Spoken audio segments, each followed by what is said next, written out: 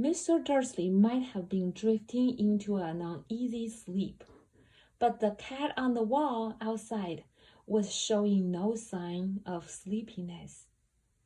It was sitting as still as a statue, its eyes fixed unblinkingly on the far corner of Privet Drive.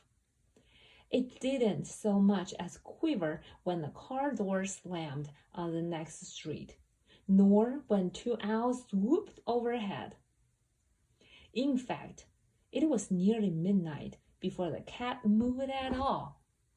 A man appeared on the corner the cat had been watching.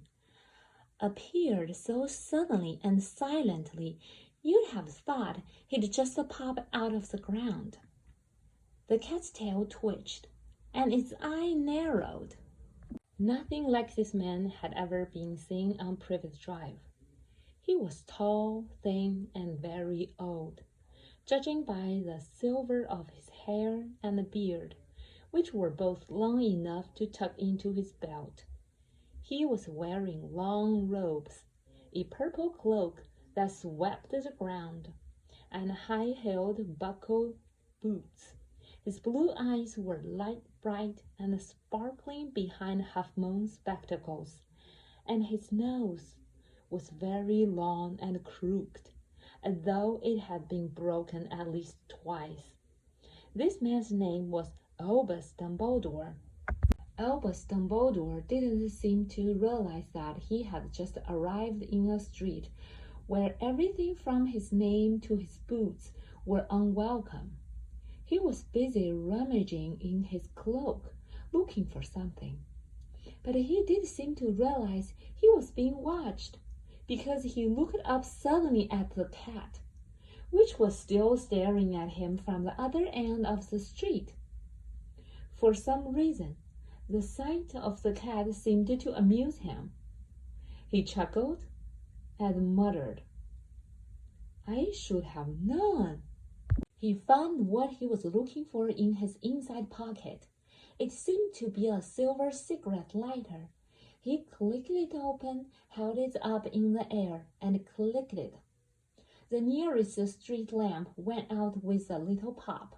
He clicked it again. The next lamp flickered into darkness. 12 times he clicked the put-outer until the only lights left on the whole street were 2 tiny pin-pricks in the distance, which were the eyes of the cat watching him. If anyone looked out of their window now, even beady-eyed Mrs. Dursley, they wouldn't be able to see anything that were happening down on the pavement. Dumbledore slipped the put-outer back inside his cloak and set off down the street toward number 4, where he sat down on the wall next to the cat. He didn't look at it, but after a moment he spoke to it. "Fancy seeing you here, Professor McGonagall." He turned to smile at the tabby, but it had gone. Instead, he was smiling at the rather severe-looking woman who was wearing square glasses exactly the shape of the markings the cat had had around its eyes. She, too, was wearing a cloak, enameled one. Her black hair was drawn into a tight bun.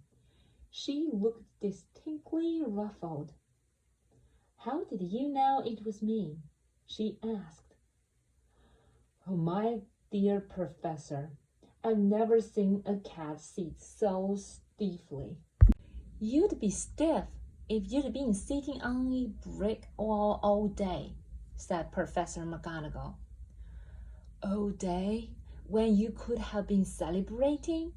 I must have passed a dozen feasts and parties on my way here."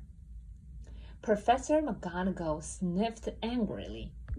"Oh, yes, everyone is celebrating, all right," she said impatiently. "You'd think they'd be a bit more careful. But no, even the Muggles have noticed that something's going on. It was on their news." She jerked her head back at the Dursley's dark living room window. "I heard it. Flocks of owls, shooting stars. Well, they're not completely stupid. They were bound to notice something. Should he search down in Kent? I'll bet that was Douglas Diggle. He never had much sense.